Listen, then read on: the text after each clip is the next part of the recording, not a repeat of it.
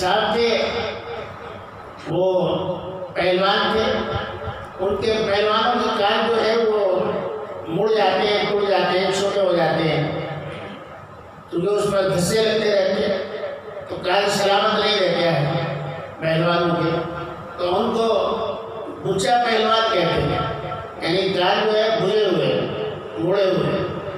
اب اس زمانے میں 2000 روپے میں حج ہوتا تھا۔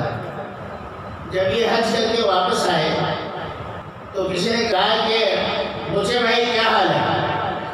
کہا کہ بھائی ابھی بھی بچے بھائی ہوں، اب تو میں نے 2000 روپے خرچ کر کے حج کر لیا ہے، اس لیے بچے بھائی کے بجائے حاجی بچا نہ ہو، تاکہ معلوم ہو کہ میں نے حج کیا ہے۔ تو صرف اس لیے حج کرنا کہ لوگ میرے نام کے ساتھ حاجی لگائیں، یہ جو ہے اسلام میں پسندیدہ نہیں ہے۔ حضرت مولانا اشرف علی تھانوی حکیم الامت رحمۃ اللہ علیہ کو کسی نے خط لکھا، اور اس نے آخر میں اپنے نام کے ساتھ لکھا حاجی محمد اسماعیل۔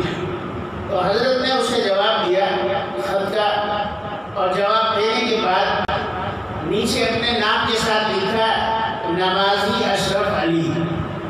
تو اس آدمی نے خط لکھا کہ حضرت حاجی تو بہت لوگوں کو کہا جاتا ہے اور لوگ لکھتے بھی ہیں، لیکن یہ نمازی جو ہے آپ نے لکھا ہے، یہ تو تعجب کی بات ہے کہ آپ اپنے نام کے ساتھ نمازی لکھ رہے ہیں، جبکہ ہر آدمی نماز پڑھتا ہے۔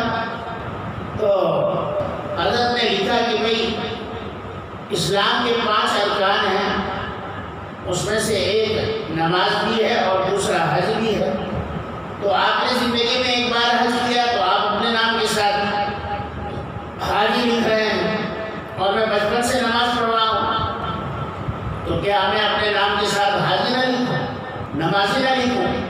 تو معلوم ہوا کہ صرف نام کے لیے حج کر لینا یہ مقبولیت کی علامت نہیں ہے۔ اللہ تعالیٰ اس لیے سے ہمیں محفوظ رکھے۔